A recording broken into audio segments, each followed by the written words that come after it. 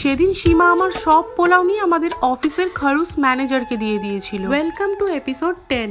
5 বছর আগেকার কথা। একটা কর্পোরেট সেক্টরে চাকরি করতাম। অফিসে আমার একমাত্র ভালো বান্ধবী ছিল সীমা। সীমার ভিটে বাড়ি অরুণাচল প্রদেশে, চাকরি সূত্রে কলকাতায় থাকতো। কথায় আছে না, ভালোবাসার প্রথম সূত্রপাত পেট থেকে শুরু হয়। আমার আর সীমার বন্ধুত্বটাও ঠিক এমন ভাবেই গাঢ় হয়ে উঠেছিল। ও কখনো আমার জন্য অরুণাচল প্রদেশে রান্না করে নিয়ে আসতো, আর আমি ওর জন্য কখনো কখনো বাঙালির রেসিপি রান্না করে নিয়ে যেতাম। কিন্তু এই এত সুন্দর সবকিছুর মধ্যে আমাদের প্রবলেম একটাই ছিল, সেটা হলো আমাদের অফিসের ম্যানেজার। দিন নেই, ক্ষণ নেই, রাত নেই, বিরেত নেই, যখন ইচ্ছা তখন আমাদেরকে শুধু একটাই প্রশ্ন করতো, তোমাদের টার্গেটটা পূরণ হয়ে যাবে তো? ঠিক এরম একদিন সীমা আমার জন্য অরুণাচল প্রদেশের খুব পপুলার একটি ঘরজি পোলাও করে নিয়ে এসেছিল। কিন্তু সীমা আমার জন্য মাত্র 2 চামচ পোলাও রেখে বাকি সবটাই নিয়ে গিয়ে ম্যানেজারকে দিয়ে দিল। কেন দিয়েছিল তখন বুঝতে পারিনি, কিন্তু এত বছর পর সীমাকে সেই ম্যানেজারের সাথে সুখে সংসার করতে দেখে আমার এটাই মনে হয়, ভালোবাসার প্রথম সূত্রপাত কিন্তু পেট থেকেই শুরু হয়।